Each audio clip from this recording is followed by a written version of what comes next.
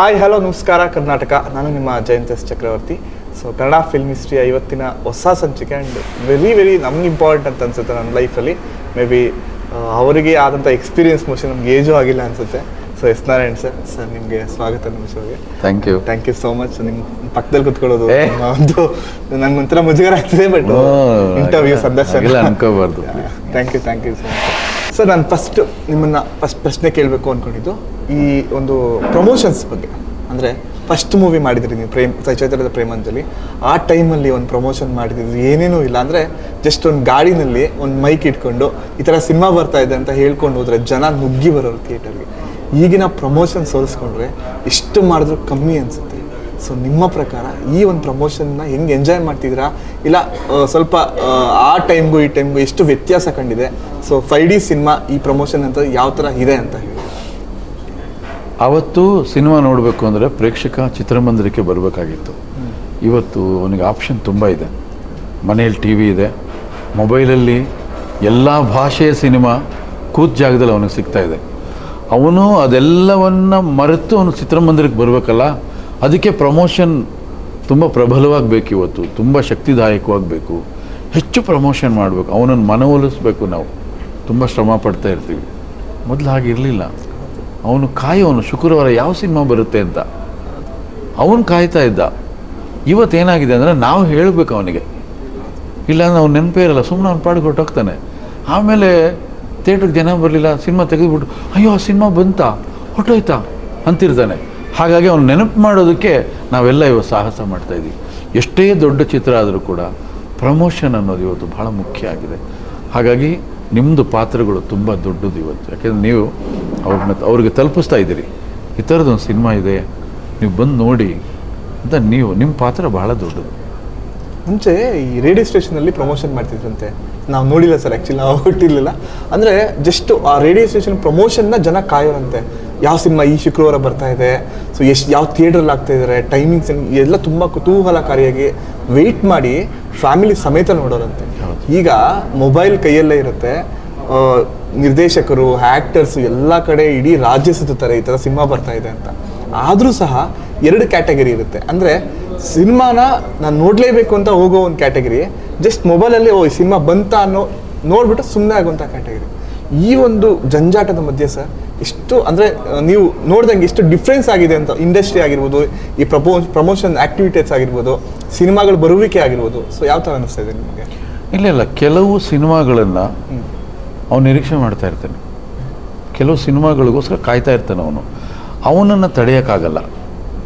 ಇನ್ನು ಕೆಲವು ಸಿನಿಮಾ ಬಂದರೆ ಹೋಗಲಿ ಬಿಡು ಆ ಥರ ಇರ್ತಾನೆ. ತುಂಬ ಒಳ್ಳೆಯ ಸಿನಿಮಾ, ಆ ಸಿನಿಮಾ ಅವ್ರನ್ನ ಕರೆಸ್ಕೊಳ್ಳುತ್ತೆ. ಈಗ ಫಾರ್ ಎಕ್ಸಾಂಪಲ್ ಒಂದು ರಂಗಿತರಂಗ ಸಿನಿಮಾ, ಹೊಸ ತಂಡ, ಅದು ಹೇಗೆ ಬಂದರು ಆಡಿಯನ್ಸ್ ಒಳಗಡೆ, ಆ ಸಿನಿಮಾಗೆ ಒಂದು ಶಕ್ತಿ ಇದೆ, ಅದು ಕರೆಸ್ಕೊಳ್ಳುತ್ತೆ. ಹಾಗೆ ನಮ್ಮ ಸಿನಿಮಾಯಲ್ಲಿರ್ತಕ್ಕಂಥ ಒಂದು ಮಾಯೆ ಏನು ಅಂದರೆ ಸಿನಿಮಾ ಕರೆಸ್ಕೊಳ್ಳುತ್ತೆ. ಆ ಸಿನಿಮಾ ಕರೆಸ್ಕೊಳ್ಳುತ್ತೆ. ನನ್ನ ಚೈತ್ರದ ಪ್ರೇಮಾಂಜಲಿ ಮಾಡುವಾಗ ನಾನು ಮೊದಲನೇ ಸಿನಿಮಾ, ಆವತ್ತು ಮಾಧ್ಯಮಗಳು ಇಲ್ಲ, ಎಲೆಕ್ಟ್ರಾನಿಕ್ ಮಾಧ್ಯಮಗಳಿಲ್ಲ, ದೂರದರ್ಶನ ಒಂದೇ ಇದ್ದಿದ್ದು. ನೀವು ಹೇಳಿದಾಗೆ ರೇಡಿಯೋ ಇತ್ತು.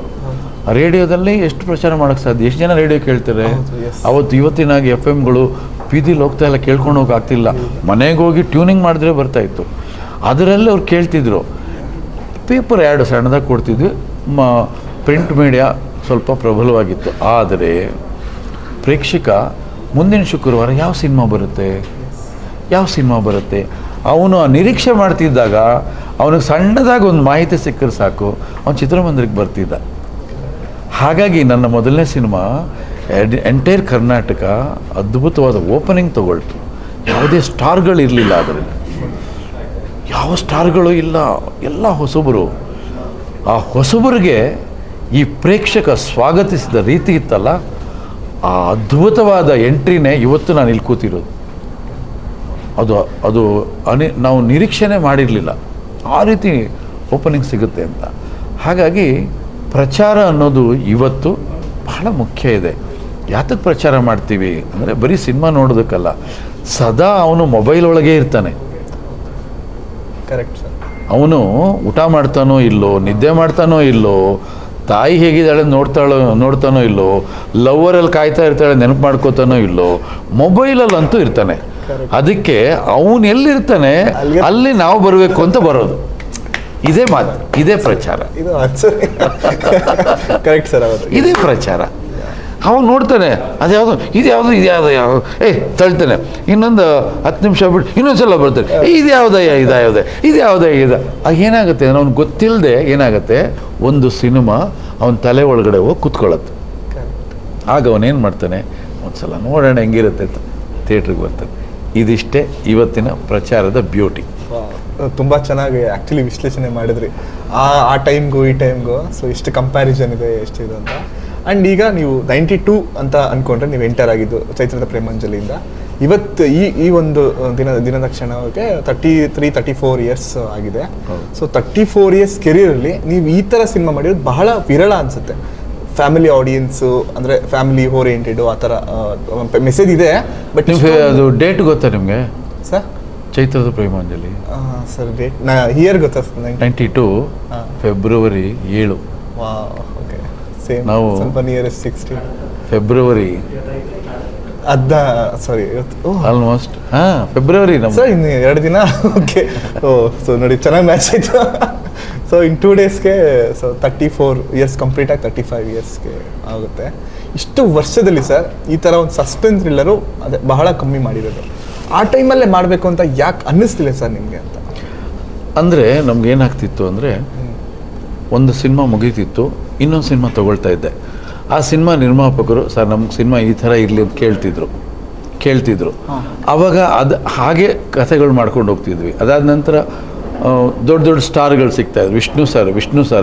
ವಿಷ್ಣು ಸಾರ್ ಸಿಕ್ಕಿದಾಗ ನಮಗೇನು ಅನಿಸೋದು, ವಿಷ್ಣು ಸರ್ ಇಷ್ಟು ಸಿನಿಮಾಗಳು ಏನು ಮಾಡಿದ್ದಾರೆ, ಅದನ್ನು ಬಿಟ್ಟು ಏನಾದ್ರು ಮಾಡಬೇಕು. ಅವ್ರಿಗೊಂದು ನನಗೆ ಯಾವಾಗಲೂ ವಿಷ್ಣು ಸರ್ ಸಿಕ್ಕಿದಾಗೆಲ್ಲ ಕೇಳೋರು.